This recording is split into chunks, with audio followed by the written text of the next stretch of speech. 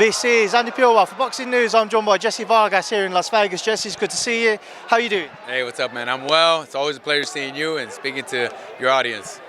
Jessie, I appreciate you giving up some time. Obviously, I don't want to keep too much of it as there's some fights going on, but there's a big fight this weekend, Canelo and Crawford. As we draw ever closer towards this bout at 168, what's your take?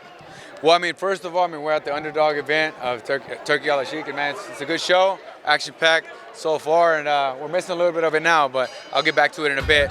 Going back to the Canelo fight, as you said, I think we're in for a massive event, right? The great big man going up against a great little man, right? The reason why I say little man is because 2 divisions smaller, but he's very talented, and he has some of the best ring IQ, I think, in our history. And I'm really looking forward to this fight for numerous reasons, mainly because we're going to find out who's the best technical fighter out of the two.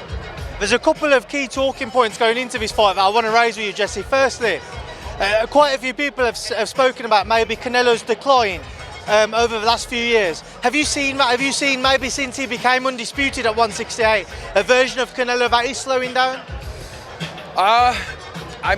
What can I say?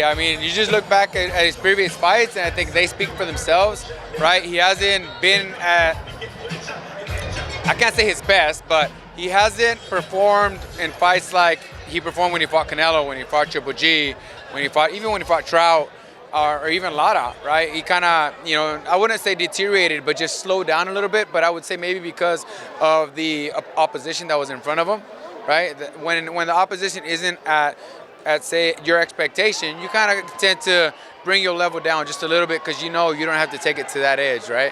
And I think that could be it. Just as the previous fight that he had against the Cuban fighter, I think he just took his time. He was looking for ways to break him down and knock him out, but just that big punch never came.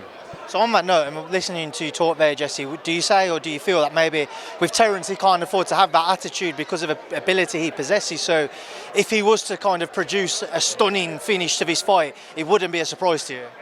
Honestly, I think that in order for Canelo to win, he needs to bring back the Canelo that fought Cotto, right? A few years ago, right? Over a decade almost. I'd say that he needs to bring back that fighter for the reason being that Crawford is the best fighter he has faced to this moment, in my point of view. His ring IQ is close to excellent. He's fast, explosive. He may not be a power puncher because of his 2-weight division that he has to jump, so he may not possess the same power, but he definitely has the ring IQ and the technique to give Canelo a difficult time. Now, what does Canelo have to do? He has to be at his best, right? In order for him to be at his best, he needs to be explosive. He can't be as heavy as he was in his previous fights, meaning like he wasn't mobile, right? He was barely able to move. Like, it was hard for him to move a left foot and a right foot. He was like a big Hulk, right? Strong, but just heavy. The minute he does that with Terence Crawford, I think he's going to find it to be difficult for him to score points. So he's going to have to put on a little bit of pressure more than he's used to, right? Because he's not your typical Mexican fighter, right? He takes his time. He likes to counterpunch. Well, against Crawford, it's going to be very hard for you to be successful at counterpunching. So you got to make sure you're able to pressure him, just enough to where you rush him, but at the same time you don't run into anything coming from Terence Crawford. But what does Canelo have to do? He needs to be, sharp, explosive, fast on his feet. He has to have very good reflexes. And if what you said is right, and if he is deteriorating or just maybe not showing up to be the same Canelo that we used to see back like 3-4 years ago, then he's in for a long night. Worst case scenario for him, all he has to do is kind of just get in clinches and get a little rough and tough with Crawford, and maybe they'll be able to help him, worst case scenario. As for Terence Crawford, all he has to do is stick to his game plan, make sure that he's working his distance, make sure that he's, overall working his distance, preparing for what's coming in from Canelo Alvarez. So those big counter punches, making sure that you're able to estimate the punches that are coming in, or the timing. Get the timing on the punches that are coming in from Canelo Alvarez, because when it comes to Terence Crawford, it seems like the punches that are a little dangerous for him are punches that are explosive, fast. They pop in his face, pop! You're like Gamboa. Gamboa is one of the few guys that was able to stun him, right? Other than that, Canelo doesn't possess that type of explosive power. He possesses that heavy, hammer punch, right? I would explain that his power like a Maidana type of punch. Like the minute he hits you, it's like a big thump right on your head, right?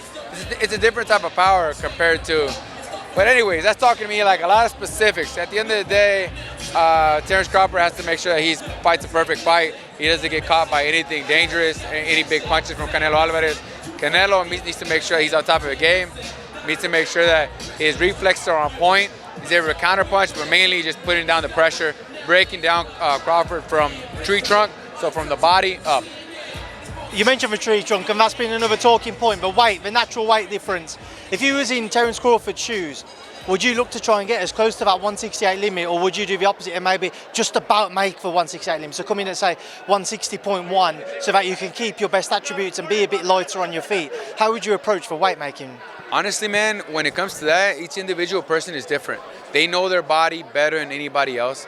And for that reason, he's been training these last 3-4 months, right, to perfection to be able to defeat Canelo Alvarez. So only he would know how he feels best, whether it be a little heavier, right, stronger, or maybe just a little lighter. That way he has a slight edge on the speed, explosiveness, and the reflexes that are going to be a little faster for him. So it's just a matter of how he feels more comfortable and what he feels will fit his style best for Saturday night overall. So only he would know. So just away from that, there's a couple of fights I want to get your thoughts on. Devin Haney and Brian Norman Jr. is divided opinion. What side of the fence are you sitting on? That's a great fight, man. I'm really looking forward to that one, to be honest with you. I'm Devin Haney. I'm Team Devin Haney, right? So I wish him well. He's fast, he's explosive, he's very technical. So he has everything to defeat Brian Norman. Then again, Brian Norman is a young star in the making, right? If he's able to win this fight against Devin Haney, he's really going to make a mark in the boxing game, and people are going to take him serious. Not that they don't, because he is a world champion and well-deserved world champion, but I do believe that this fight will prove to everyone that he's top 2 in the welterweight division. But it's going to be tough. It's going to be a tactical fight on both sides. It's dangerous for Devin Haney because he's jumping up in weight again to welterweight division. And I think it's going to be, it's not going to be easy. He needs to fight a perfect fight, make sure that he doesn't get caught with anything strong, anything too heavy or too loaded up from Brian Norman. But, we'll see soon enough. I think the dangerous fight right now, the more danger for either fighter is going to be more for Haney because Norman possesses the power, right? But then again, Haney possesses that high ring IQ, that high velocity, explosive, and speed. So it's going to be interesting. Just moving up one weight, Sebastian Fundora and Keith Thurman. Do you think Keith Thurman will roll back the years and shock the world there? Or? Man, you know what? I don't like that I'm saying this again repetitively, but it's a close fight because anything can happen.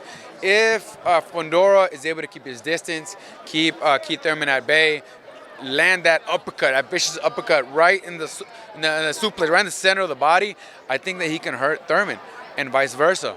If Keith Thurman lands a good big punch up top, right on the chin of Fundora, he's going to take him down. So what I will tell you is that I don't think that the fight will go the full 12 rounds. That's what I will say. As for whose decision it will lean towards, right, whether it be Fundora or Keith Thurman, I can't say, but I do believe it's going to be a knockout fight. Last one from me, the Gervonta Davis and Jake Paul fight or exhibition. What do you make of seeing it? Gervonta Davis, man, it's a little absurd. I can't say absurd. It's a little out of the ordinary, right? Just because of the weight differences. But, it's a spectacle. It's a show. People know what it is. And we'll see if Gervonta Davis could beat, a decent big guy in the division, right? Or the great little guy can somehow find a way to beat, this big Hulk, so we'll see though. Jesse, listen, I appreciate your time. I'll leave you to enjoy the rest of your night and the rest of the fights. Thank you. Thank you, man. Take care.